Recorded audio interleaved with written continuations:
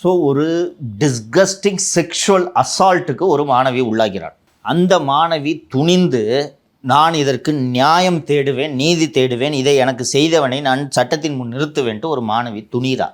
Helpline ஒன்று கொடுத்துருக்காங்க 1981 என்னமோ. லியோ யூ won't பிலீவ், பாருங்கள் அந்த நேர்காணலை. நைட்டு பூரா அடிக்கிறாங்க அந்த ஹெல்ப்லைனுக்கு. வழக்கறிஞர் வேறு ஊரில் இருக்கார், அவரால் உடனே வர முடியாது. சம்பவம் நைட்டு நடக்குது, நைட்டு பூரா அடிக்கிறாங்க. அந்த ஹெல்ப்லைனில் இருக்க பேர் தான் ஹெல்ப்லைன். நடந்ததெல்லாம் ஒரு பேப்பரில் எழுதி வாட்ஸ்அப்பில் அனுப்புங்க, எழுதி அனுப்புகிறாங்க. அனுப்புன உடனே எங்களுக்கு இதுக்கு அதிகாரம் இல்லை, கலெக்டர் ஆஃபீஸ் இருக்குது அங்கே போங்க.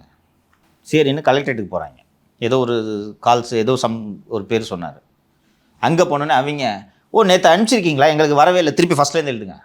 திருப்பி இது ஒரு பெண்ணை, அந்த சட்டம் என்ன சொல்லுதுன்னா, சட்டம் அவ்வளவு அழகாக வடிவமைக்கப்பட்டிருக்கிறது. அந்த ஒரு பெண் பாதிப்புக்குள்ளானவனா அந்த பெண்ணை அரவணைச்சு அவளுக்கு ஃபஸ்ட்டு சப்போர்ட்டு.